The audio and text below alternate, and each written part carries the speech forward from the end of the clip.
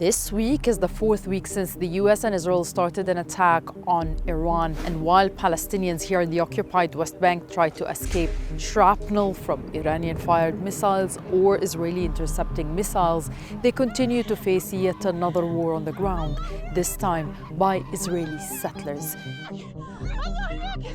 These attacks by settlers are organized, targeting Palestinians wherever they are, in their homes, in their villages, and making their lives so impossible with the aim of displacing them and replacing them with Israeli settlers. On Saturday, an Israeli settler died after Palestinians say he attempted to steal a Palestinian vehicle from one of the villages here in the occupied West Bank, but he died in a car accident.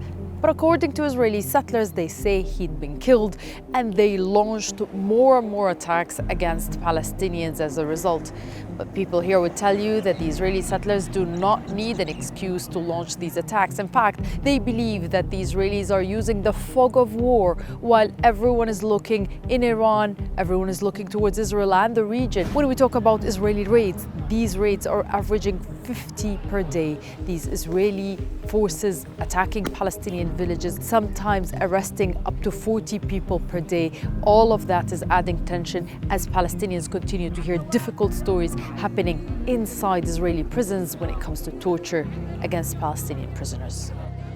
A silent crisis is tightening its grip in Gaza. As regional tensions escalate, the flow of aid into the Strip has sharply dropped, leaving markets emptier and prices soaring beyond reach. Even with the brief reopening of the Rafah crossing, access remains heavily restricted. For many Palestinians, basic needs are quickly becoming unaffordable luxuries. The World Health Organization warns hospitals are now on the edge, running out of medicines, supplies, and even fuel needed to keep life going. Aid agencies fear a return to famine-like conditions after months of a slight improvement.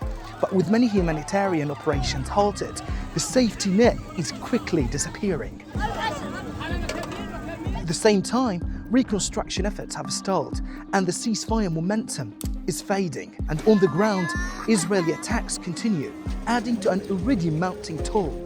Gaza's health officials say at least 680 Palestinians have been killed since October.